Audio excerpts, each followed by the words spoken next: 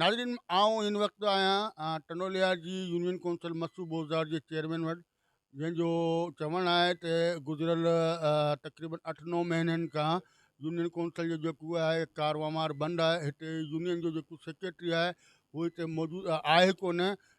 जेको ज़िले जा जेको आहिनि कामूर आहिनि, उन्हनि यूथ सेक्रेटरी अञा ताईं मुक़ररु कोन कयो आहे, जंहिंजे करे यूनियन कौंसिल में मुख़्तलिफ़ जेको कारवामार आहे मुकमल तौर ते बंदि आहे।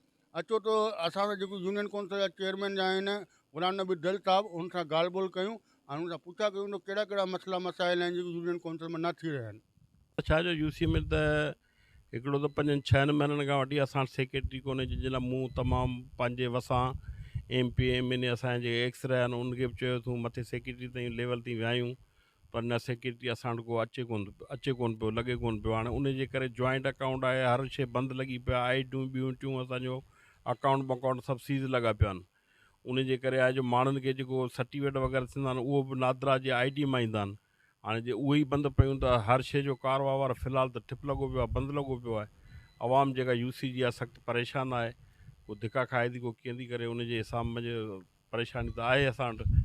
सेक्रेटरी असांखे ॾिनो वञे उहो अञा मिले कोन थो असांखे। तक़रीबन 5 किस्तूं आहिनि। हाँ, 5 किस्तूं आहिनि, पर उन मंझि जेको आहे तो असांजो इनकम टैक्स जा ॿिया टिया प्रॉब्लम जाम आहिनि, उहे क्लियर करायूं। पर हाणे सेक्रेटरी असां वटि अचे त इनशाला उहो थींदो, पर हाणे जेकॾहिं सेक्रेटरी न अचे असीं पाण ई मजबूर आहियूं। असीं मुतालबो कंदा असांखे जल्द में जल्द सेक्रेटरी ॾिनो वञे UC मसूब बोज़दार में, जीअं आवाम जा मसइला हल थींदा ऐं असीं मां आवाम जा मसइला हल करण लाइ आहियूं, जीअं असीं उन माण्हुनि उहो सुरखरू थियूं। छो जो के माण्हू सम्झनि था, के नथा सम्झनि त सेक्रेटरी छा आहे, केरु छा न आहे, या तूं कमु कोन थो करीं। पर अलाए उहो तव्हांखे ख़बर हूंदी, ॿिए माण्हू जेको बि तव्हांजे तसलसल सां ॿुधंदो हूंदो उनखे बि इहा ख़बर हूंदी जॉइंट अकाउंट आहे, जेसीं सेक्रेटरी नथो तेसीं को बि कमुकारु नथो थी सघे।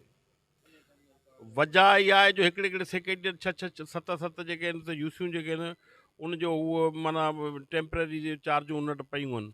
उनजे करे चार्ज जीअं निगरान हुकूमत आई आहे, असां चई बि रहियूं, पर असांखे अञा सेक्रेटरी मिले कोन पियो।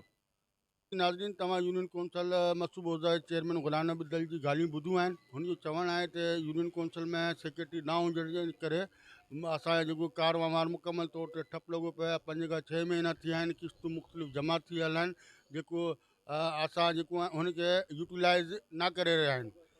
नाज़रीन, आउं तव्हांखे इहो ॿुधायां त टंडलिया ज़िले में 26 यूनियन कौंसिल आहिनि ऐं 26 यूनियन कौंसिलनि मां घटि UC सेक्रेटरी हुजण जे करे हिकिड़े यूनियन कौंसिल जे सेक्रेटरी वटि 3 यूनियन कौंसिल जो चार्ज आहे, जेको आवाम जा जेको अवामी मसइला आहिनि उहे फौरी तौर ते हल थी सघनि।